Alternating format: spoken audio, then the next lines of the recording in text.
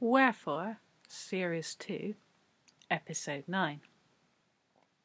The wizards are all in the ballroom at the subscription rooms. It was a compromise decision.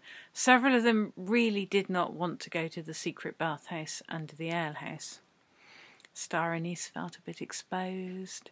Most of them do not like windy hilltops or muddy hidden places in the ground, and there aren't that many neutral locations. With everything in lockdown, the subscription rooms are a pretty good place for a clandestine meeting. Plus the ballroom is large, so they can stand well away from each other and yell. This suits the current mood. It's going to play havoc with the town, says Whitminster. And the festivals, says Winklepicker. But there's no traffic, Wixton points out. The air is clean, which is wonderful. And the quiet is excellent. We should make people stay home more often, the Wizard William suggests. People are dying, Wambleforth says, not hiding their anger. There is an awkward silence. Well, they do that all the time anyway, says Whitminster. Is it really any worse than flu? It might be, says Wambleforth. We should be careful. We should help. They argue about this for a while. The quietest of their number waits for a break in the noise and interjects, "Could we use our existing boundaries to try and keep the virus out of the town?" The other six are surprised. They always forget he is there. But could they do this? Should they? The arguments are indecisive, as is often the way. They all prefer to work alone, and in their own ways, and for their own reasons. After another brief silence, Winklepicker scans the room and asks if there is anything else they need to talk about. The quiet wizard speaks softly into the space. Just this whole business of there being 7 of us. Has anyone else given that any thought recently? No one has. So after a little while he adds, "It might be worth a look. Of course I could be misreading things, but I have a feeling we are more than 7 at this point, that there is an 8th wizard, perhaps a 9th. Well, it's not a hard rule that there can only be 7. It's more tradition, really. You know that, Winklepicker says. But 7 is a powerful number, Whitminster says. And if there's an extra 1 or 2 out there, we are not as in control as we were, and that is most assuredly an issue. It might be useful if there were more of us, Wambleforth says. No one comments on this. The others do not really enjoy sharing power with anyone and do not naturally trust the wizards around them to behave well. It is a perfectly reasonable sort of anxiety, and the other 6 cheerfully ascribe Wambleforth's lack of paranoia to their relative youth, even Tim, which is quite funny, given he's the youngest and by far the least experienced. But there we go. Magical skill and personal awareness do not always go hand in hand. This is especially true in Tim's case. Right now, he thinks he's fitting in well with the other wizards. He isn't. He thinks Winklepicker likes and respects him. She doesn't. She's just using him. He thinks he has Amagin's house under control. He's wrong about this. He thinks his beautiful girlfriend Sabrina worships him like a god. Not even close.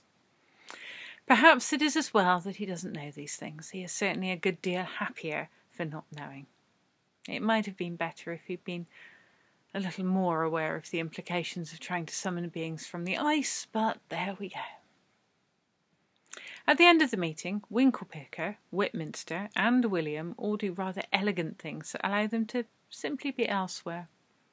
Wixton makes no secret of preferring to walk and does not hang about. Wambleforth manages to nonchalantly leave at the same time while somehow making it seem like they aren't really leaving together or about to have a chat. We know better. This leaves Tim, who has yet to pick a wizard name, and the quiet wizard, who mostly doesn't use his, stepping through the front doors of the building and standing on the steps. Stroud is eerily quiet, as though a strange enchantment has settled upon it. "Tim, isn't it?" says the quiet wizard. "How are you settling in? Everything okay?" "Oh, fine, fine," says Tim. He's nervous.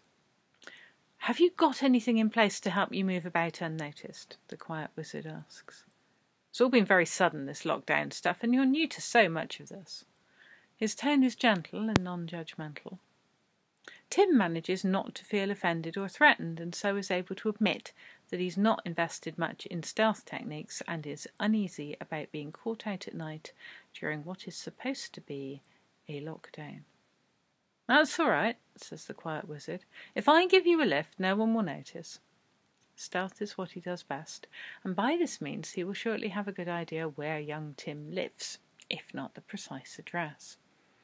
It is as well for the other wizards that the quietest of the 7 is also one of the least inclined to use his powers for personal gain. He knows far more about all of them than they would ever imagine. They walk to where the wizard has left his car.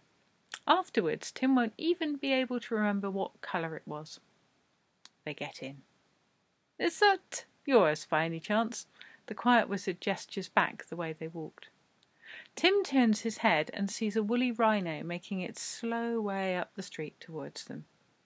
Indecision catches him. It is one of his. He brought it through from the ice, and that's an impressive magical working, and he's very proud of it. The trouble is he gave no thought at all to what he and the woolly rhino might subsequently do with each other. The result is that for the past few days it has followed him around, except when it hasn't. Tim has no idea what it does the rest of the time. It has no point or purpose that he can see, and this is awkward. The hesitation is long enough for the quiet wizard to surmise the whole situation. He lets the silence sit between them, waiting for Tim to give something more away. That Tim is frantically trying to think of something good to say is evident. "It's complicated," Tim ventures, "but everything is in hand, a small experiment on my part." "Of course," says the other wizard, correctly inferring that the situation is anything but in hand. He drives slowly so that the rhino has no trouble keeping up. Tim alternates between watching the rhino's progress behind him and giving directions, and doesn't think to misdirect until they are on the little estate where his parents live. He stands in the road to wave his benefactor off, but he has given away more than he meant to. The woolly rhino passes the car at the entrance to the road. It seems untroubled by traffic. It hardly seems bothered by anything.